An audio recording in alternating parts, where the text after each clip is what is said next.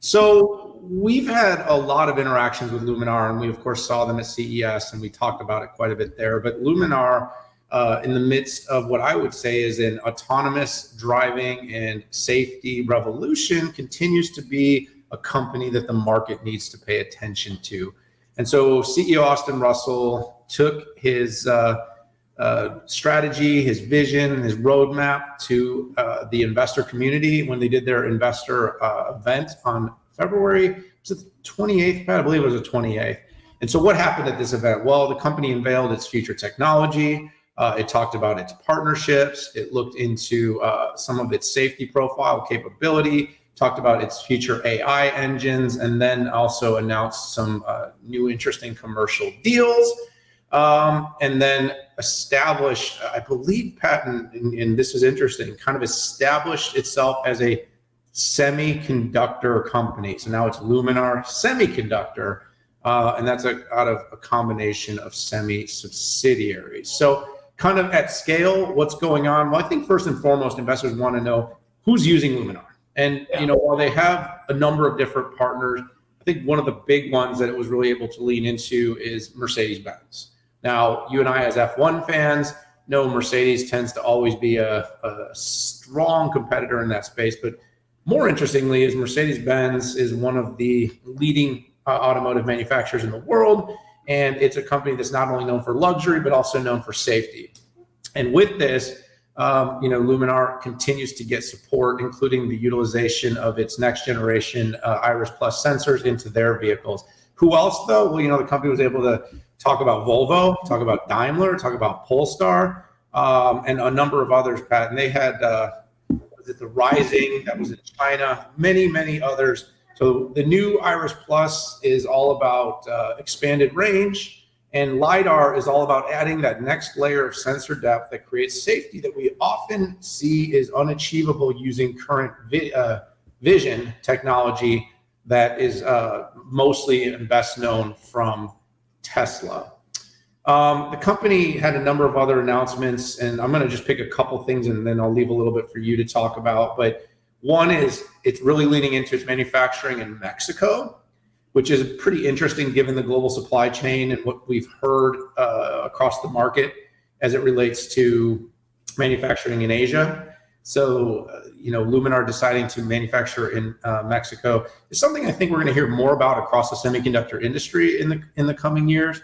And then, I guess I would say, Pat, the other thing that I thought was really interesting and is the company's getting creative with its partnerships. I'm not sure if you're familiar with Swiss Re, but a reinsurance company, and Luminar equipped vehicles. The bet is they're safer and have a lower likelihood of a crash than other vehicles.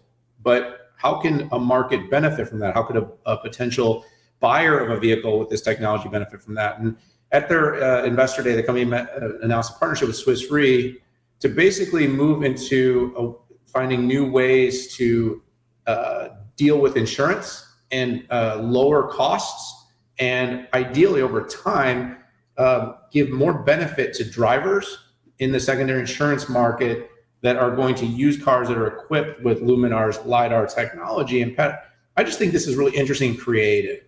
Why do more people not get focused on safety features?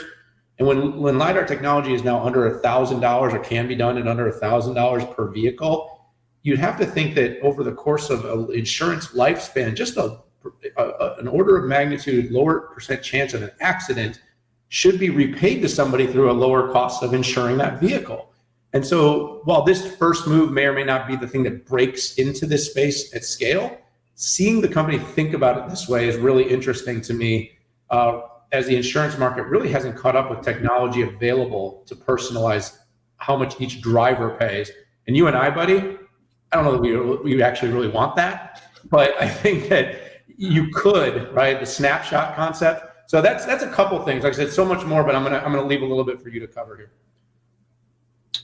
You rattle off. I mean, they just had a tremendous amount of announcements, and I'm a little disappointed that I wasn't able to attend. Same. But kind of lock in on something, and we got to go from there. Kind of do first in, first out. So No, it was a huge day. I mean, new sensors, manufacturing ahead of schedule. They updated their number of design wins. They have a new AI engine.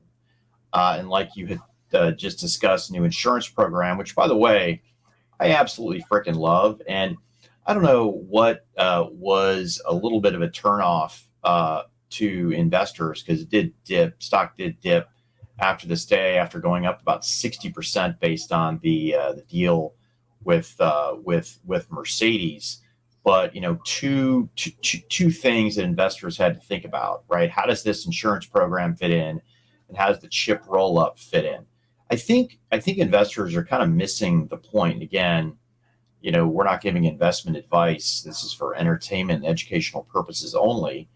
It's a means to an end. I don't look at the insurance program as a business. I look at it mostly as an exclamation point to go out there and say that cars that have LiDAR are safer, right? And it's disappointing that the traditional insurance companies haven't embraced that. But I actually think this is where this is going, right? You can imagine insurance that's half the cost of other insurance carriers if it has a Luminar LiDAR sensor in it. That in itself is a huge statement. And I think people shouldn't confuse combining three of their semiconductor subsidiaries into something that is dramatically different. To me, I looked at that as a streamline and the ability to better bring together the combination of receiver, laser, and the processing chip to get extra advantage up there on the competition. This isn't new. These companies are already working together. I am interested to see in the future where it goes, right? Do they sell pieces and parts to different customers aside from it? That is an absolute TBD there. But listen, the company's on a roll. Their stock, even going down, is up 44% in the past month. It's up 45%, down from going up around 60%. Wall Street is not always the best indicator of value or growth like we look at it, but it is one measuring stick, and they are moving up and to the right.